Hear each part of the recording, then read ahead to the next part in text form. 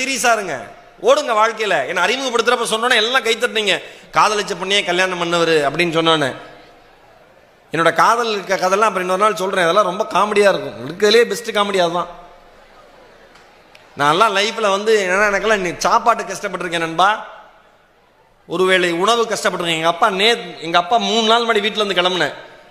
Vijay TV shoot முடிச்சுட்டு அப்படியே வந்து கடலூர் ப்ரோக்ராம், கடலூர் வந்து திருவண்ணாமலை வந்துட்டு திருவண்ணாமலையிலேருந்து திருச்சி வந்தேன். எங்கள் அப்பா இப்போ 4 நாள் முன்னாடி சொல்லி எழுறாரு, ஒரு வயசில் உனக்கு தேவையான எதையுமே நான் வாங்கி கொடுக்கலையாடான்னு சொல்லி அழுதார்.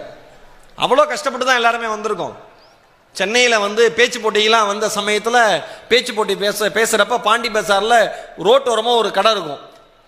அந்த கடை பக்கத்தில் தான் வழக்கமாக யார் இந்த எங்கள் பேச்சு போட்டிக்கெலாம் ஸ்டேட் லெவல் காம்படிஷன், டிஸ்ட்ரிக்ட் லெவலில் ஜெயிச்சு ஸ்டேட் லெவல் போகிறப்ப அங்கே தான் ரூம் போடுவாங்க. பக்கத்தில் ஒரு சுமாரான ஒரு லாட்ஜ் இருக்கும். நான் அங்கேருந்து இறங்கி நடந்து வருவேன். ஏன்னா மொத்தமாக காசு கொடுத்துருவாங்க. கம்மியான காசில் சாப்பிட்டா அடுத்தடுத்த பணத்தை வந்து அடுத்தடுத்த நாளைக்கு காசு சாப்பாட்டுக்கு வச்சுக்கலாங்கிறதுனால. என் பக்கத்தில் ஒரு குட்டி பையன் சாப்பிட்டுக்கிட்டு இருந்தான்.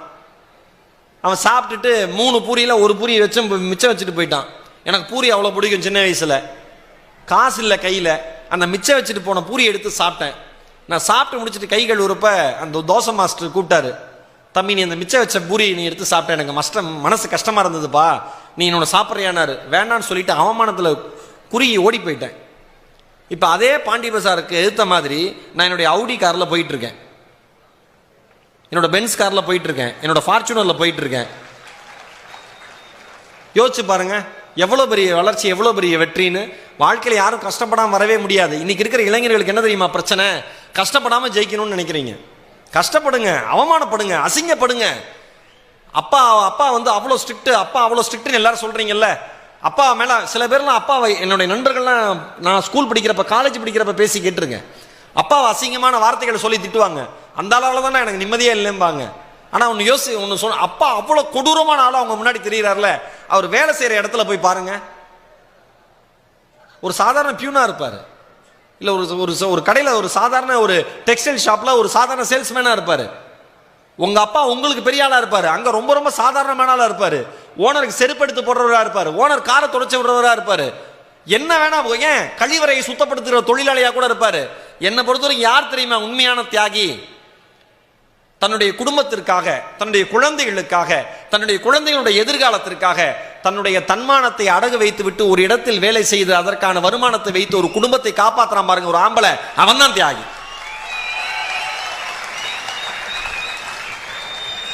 நம்ம யாருக்குமே அது தெரியறது இல்லை. ரொம்ப ஈஸியா ஒன்றும் நீங்க படிச்சு முடிச்சு வேலைக்கு போய் முதல் மாசம் சம்பளம் வாங்குற வரைக்கும் எல்லாமே உங்க அம்மா அப்பா போட்ட பிச்சை.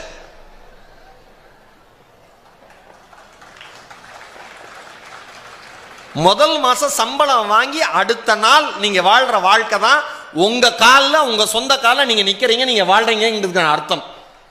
சார் நான் பிஇ படிச்சு முடிச்சிருக்கேன் சார், நான் எம்இ படிச்சு முடிச்சிருக்கேன் சார், சார் நான் எம்பிஏ படிச்சு முடிச்சிருக்கேன் சார், சார் நான் வந்து இப்போ வந்து குரூப் 1க்கு ப்ரிப்பேர் பண்றேன் சார். எல்லாம் பண்ணுப்பா. யார் காசு? அம்மா அப்பா காசு. யார் கொடுத்த அறிவு? இன்ஸ்டிடியூஷன் கொடுத்த அறிவு. எல்லாமே கடன், எல்லாமே கடன், எல்லா பக்கமும் கடன். இது திமிருக்கு குறைச்சலே கிடையாது நமக்கு. இந்த 5-6 காலேஜ் பசங்க சேர்ந்து பக்கத்தில் இருக்கிற டீ கடையில் ஏதாவது சிகரெட் குடிச்சிட்டு இருந்தா நான் யோசிப்பேன், எங்கெங்கே இடி உழுகுது, இவன் தலைவர் இப்பயே உழுந்து இப்பயே போயிடணும்னு நினைப்பேன்.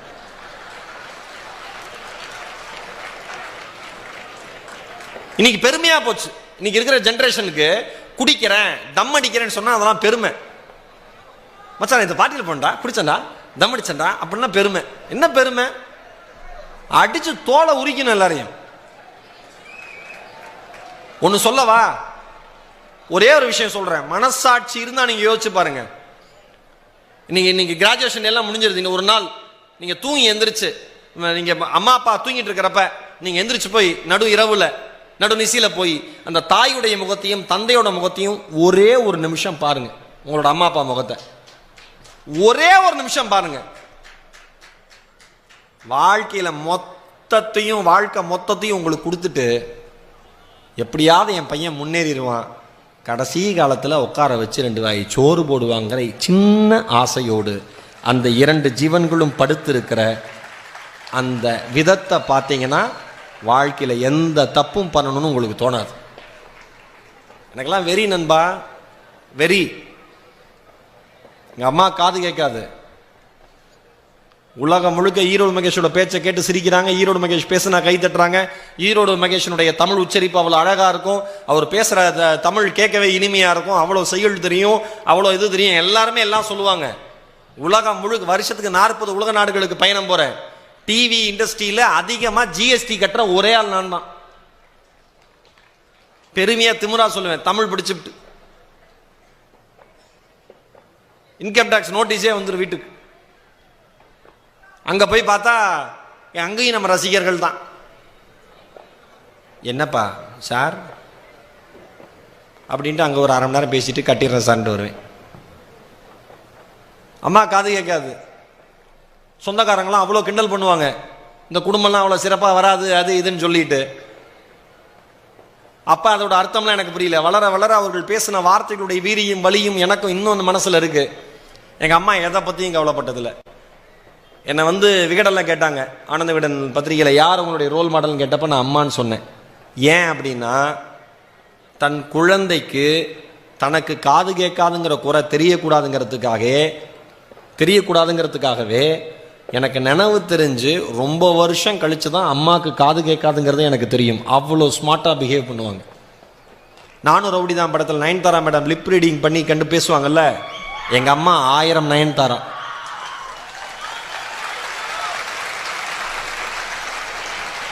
அவ்வளோ ஸ்மார்ட்.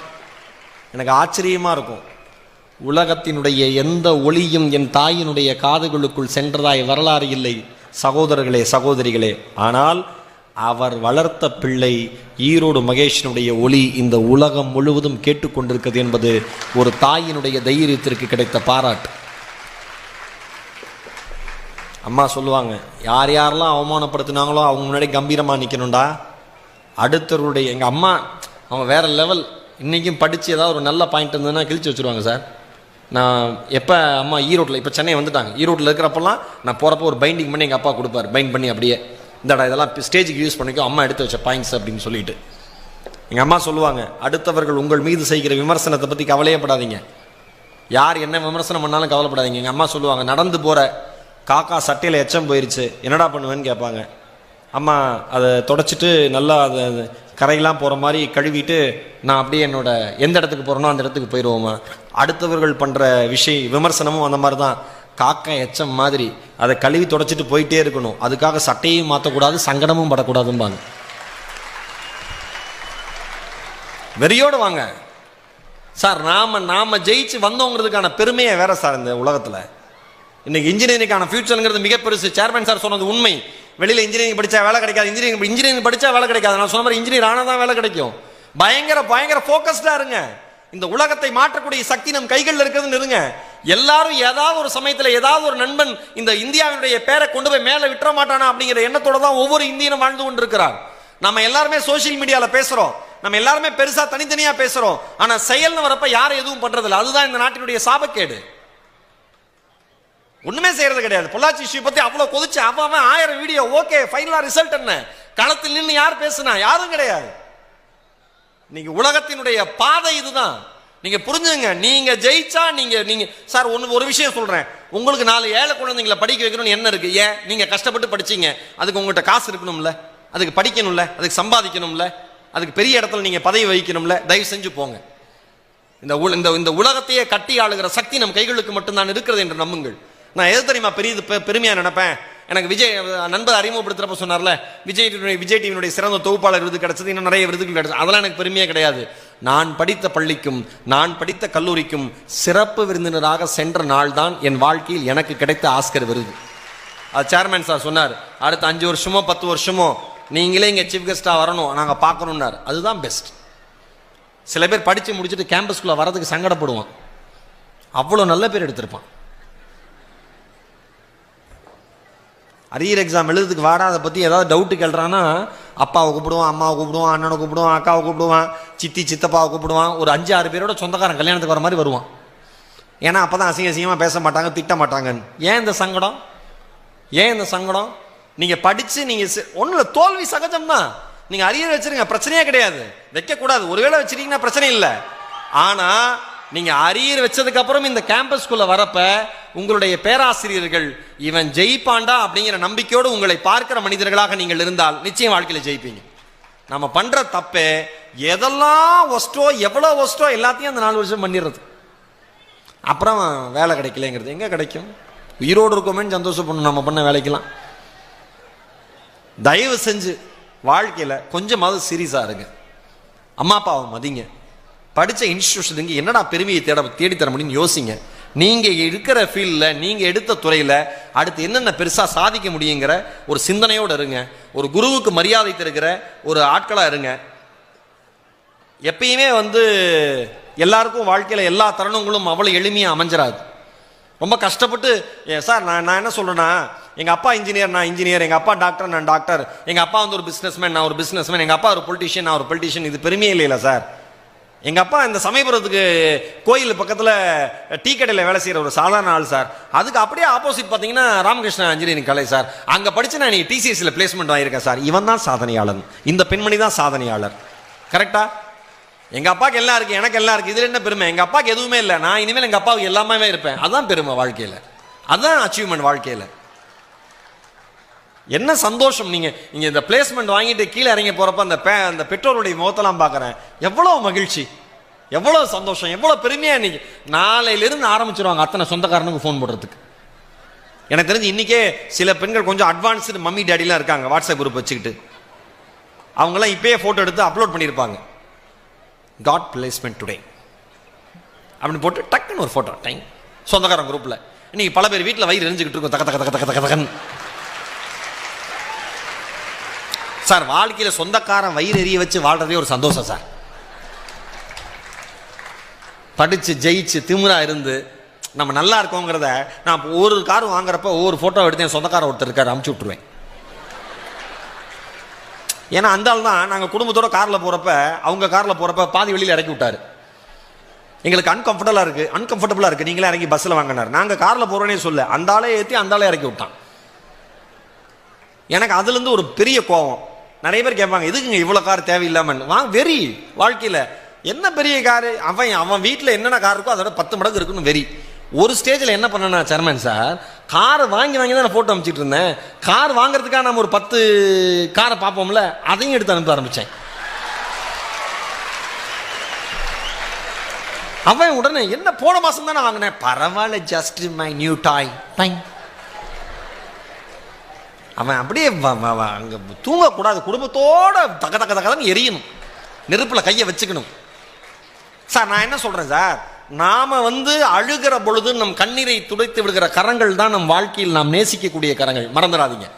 நீங்க பெரிய ஆள் ஆனதுக்கப்புறம் லட்சம் பேர் வருவாங்க, கோடி பேர் வருவாங்க. கஷ்டப்படுறப்ப இந்த நிறுவனம்னு ஒன்று ஆரம்பிக்கிறப்ப எத்தனை பேர் எத்தனை சொல்லியிருப்பாங்க, ஏங்க இன்ஜினியரிங் காலேஜ் ஆரம்பிக்கிறீங்க, இன்ஜினியரிங் காலேஜ் இல்லாததான் நீங்க பண்ண போறீங்க, புதுசாக என்ன போறீங்கன்னா எவ்வளவு விமர்சனங்கள் வந்திருக்கும். நம்ம கரூர்ல நீங்க திருச்சி கேம்பஸ் ஆரம்பிக்கிறப்ப இன்னைக்கு ராமகிருஷ்ணா காலேஜ் ஓகே பிளேஸ்மெண்ட்ல கிட்டத்தட்ட ஒரு 80% அவங்க அச்சீவ் பண்ணிடுவாங்க, அருமையான ரிசல்ட், பசங்க ஒழுக்கமா படிச்சுட்டு வெளியில வருவாங்கன்னு இவ்வளவு பெரிய பேர் எடுத்ததுக்கு அப்புறம் எல்லாரும் என்ன சொல்லுவாங்க, அதே 10 வருஷத்துக்கு முன்னாடி சொன்னவங்கலாம் எனக்கு அப்பயே தெரியுங்க நீங்க காலேஜ் நல்லா பண்ணுவீங்கன்னு.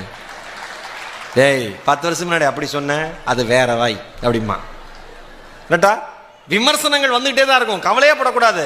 எவெல்லாம் நம்ம தோத்துருவோம் நினைச்சோமோ அவன் முன்னாடி ஜெயிக்கிறது மாதிரி ஒரு சந்தோஷம் வாழ்க்கையில வேற எதுவுமே கிடையாது. ஜெயிச்சு காமிக்கணும், மிகப்பெரிய லெவலில் ஜெயிச்சு காமிக்கணும்.